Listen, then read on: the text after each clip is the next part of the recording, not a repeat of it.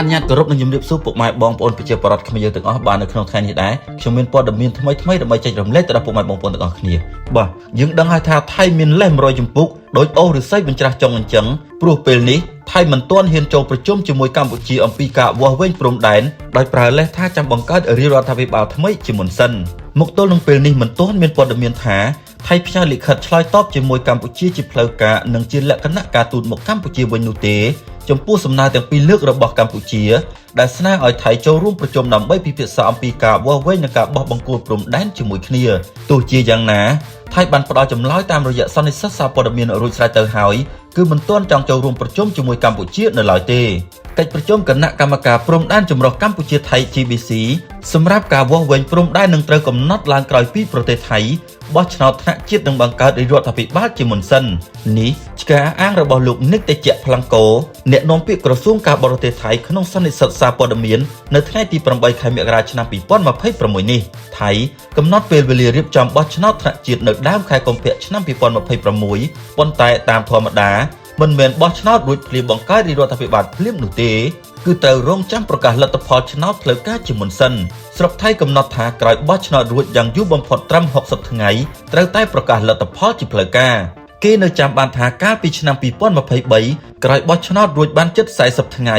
ថៃក៏ប្រកាសលទ្ធផលជាផ្លូវការហើយបន្ទាប់មកត្រូវចំណាយពេលរហូតដល់80ថ្ងៃទៀតទើបបង្កើតរាជរដ្ឋាភិបាលថ្មីនិងអាចចូលបំពេញការងារបានជាផ្លូវការសរុបទៅក្នុងឆ្នាំ2023ថៃប្រើពេលល្បាក់ជិត4ខែ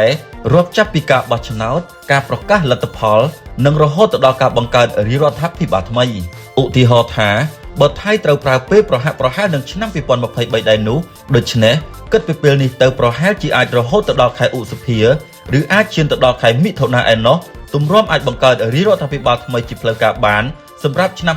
2026នេះសូមជម្រាបថាកម្ពុជាបានដាក់សំណើលើកទី1ស្នើឲ្យថៃចូលរួមកិច្ចប្រជុំ GBC នៅសប្តាហ៍ទី1ខែមករាឆ្នាំ2026ក្នុងទឹកដីនៃខេត្តសៀមរាបដើម្បីពិភាក្សាអំពីការវាស់វែងនិងបោះបង្គោលព្រំដែនតែថៃបែរជាសុំពន្យាពេលក្រោមលេសថារងចាំរៀបចំនីតិវិធីផ្ទៃក្នុងរបស់ខ្លួនជាមុនសិនកម្ពុជាក៏យល់ព្រមទុកពេលឲ្យថៃដោយកម្ពុជា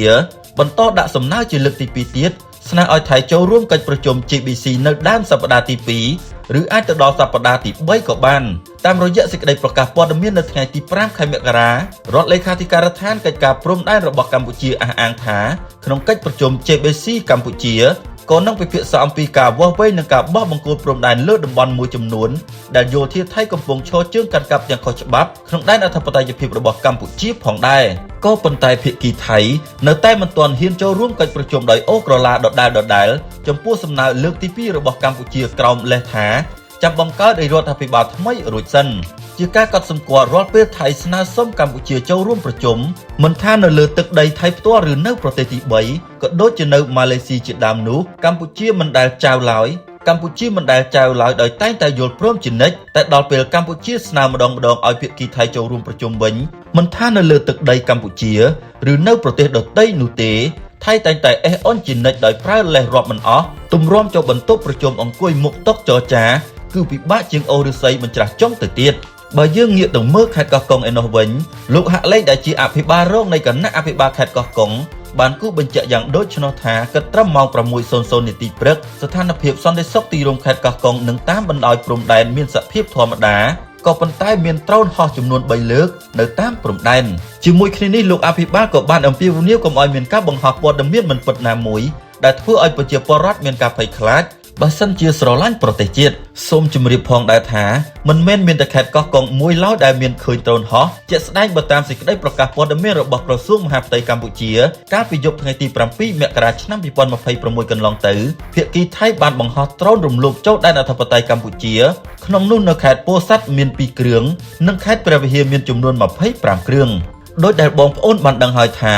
ទោះបីជាមានកិច្ចព្រមព្រៀងបទឈប់បាញ់ហើយការឈ្លានពានរបស់យោធាថៃមកលើកម្ពុជាបានបញ្ឈប់ត្រឹមកិច្ចព្រមព្រៀងក៏ដោយតែយោធាថៃហាក់បង្ហាញសកម្មភាពចង់តែរករឿងប្រទេសកម្ពុជាមិនឈប់ឈរ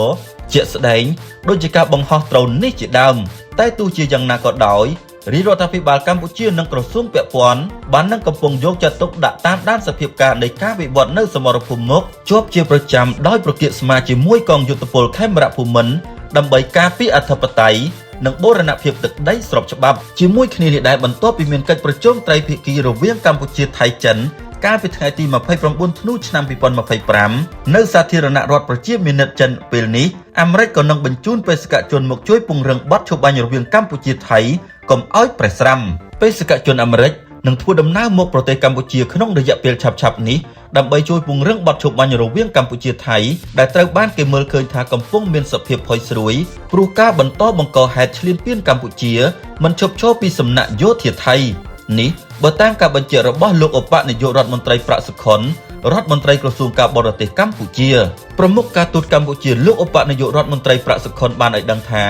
មន្ត្រីជាន់ខ្ពស់ម្នាក់មកពីក្រសួងការបរទេសអាមេរិកត្រៀមមកប្រទេសកម្ពុជាដើម្បីជួយពង្រឹងបទឈប់បាញ់រវាងកម្ពុជាថៃហើយរដ្ឋាភិបាលកម្ពុជានឹងបន្តកិច្ចសហប្រតិបត្តិការយ៉ាងជិតស្និទ្ធជាមួយនឹងរដ្ឋធានីវ៉ាស៊ីនតោនលើបញ្ហានេះលោកក៏បានបន្ថែមថាកម្ពុជា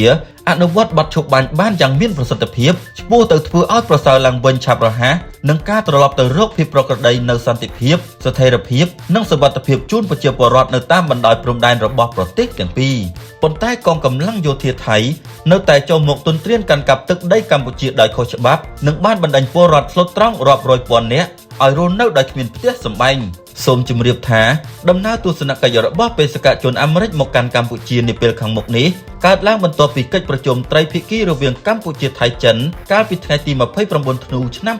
2025នៅសាធារណរដ្ឋប្រជាមានិតចិនមុនកិច្ចប្រជុំត្រីភាគីនេះចិនបានបញ្ជូនបេសកជនពិសេសមកកាន់ប្រទេសកម្ពុជានិងថៃដើម្បីសម្របសម្រួលឲ្យបញ្ឈប់ការប្រយុទ្ធគ្នានិងលើកទឹកចិត្តឲ្យមានការចរចាសន្តិភាពរវាងប្រទេសទាំងពីរតាមរយៈសង្គ្រាមទាំងពីរលើកនេះយើងទាំងអស់គ្នាបានសង្កេតឃើញយ៉ាងច្បាស់នឹងភ្នែកថាកម្លាំងសាមគ្គីឯកភាពជាតិខ្មែរដើម្បីបុព្វហេតុជាតិមាតុភូមិជាពិសេសដើម្បីបុព្វហេតុការពារអធិបតេយ្យភាពជាតិបូរណភាពទឹកដីពិតជាមានទំហំធំធេងនិងខ្លាំងក្លាគួរជាទីមោទនភាពក្រៃលែងសម្លេងប្រឆាំងសង្គ្រាមនិងទាមទាររកសន្តិភាពរបស់ព្រះសង្ឃមន្ត្រីរាជការយុវជននិងប្រជាពលរដ្ឋខ្មែរទាំងក្នុងនិងក្រៅប្រទេសបានលាន់ឮឡើងពីពេញពិភពលោកសម្លេងរបស់ប្រជាជាតិខ្មែរនិងការងារការទូតដ៏សកម្មឃ្លាវខ្លាប្រកបដោយភាពចាស់ទុំនិងត្រឹមត្រូវរបស់រាជរដ្ឋាភិបាលបានធ្វើឲ្យសហគមន៍អន្តរជាតិតាមដានយ៉ាងយកចិត្តទុកដាក់និងកំពុងជំរុញឲ្យមានការដោះស្រាយដោយសន្តិវិធី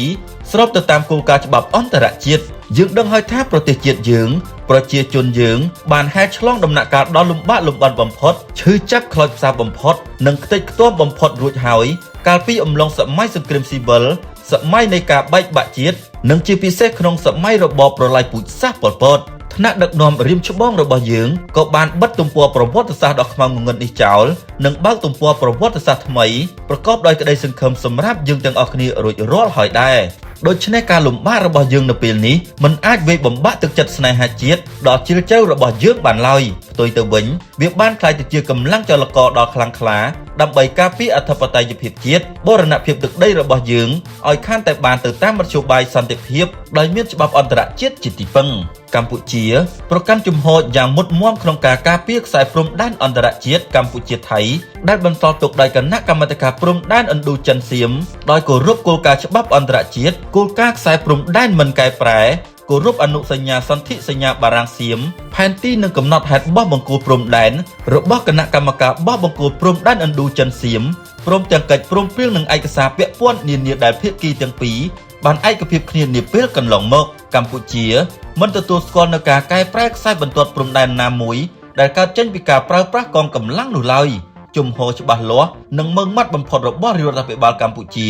ស្របជាមួយនឹងជំហររបស់សហគមន៍អន្តរជាតិទាំងស្រុងហើយនេះជាក្តីសង្ឃឹមក្នុងដំណោះស្រាយបញ្ហាព្រំដែនប្រកបដោយភាពត្រឹមត្រូវយុត្តិធម៌ជាមួយនឹងប្រទេសថៃដោយរក្សាបានទាំងស្រុងនៅដែនអធិបតេយ្យភាពស្របច្បាប់របស់កម្ពុជាដូច្នេះនេះជាកលៈទេសៈដ៏សំខាន់បំផុតមួយដែលខ្មែរត្រូវប្រើកម្លាំងសាមគ្គីជាតិដ៏ខ្លាំងក្លារបស់ខ្លួនផ្ដល់នូវទំនុកចិត្តនិងផ្ដល់គាំទ្រយ៉ាងមុតមាំដល់រាជរដ្ឋាភិបាលក្នុងការការពារអធិបតេយ្យភាពជាតិបូរណភាពទឹកដីដែលត្រូវបានការពារយ៉ាងរឹងមាំដោយច្បាប់អន្តរជាតិសម្រាប់ព័ត៌មាននៅក្នុងថ្ងៃនេះខ្ញុំសូមបញ្ចប់សូមអរគុណនិងសូមជម្រាបលា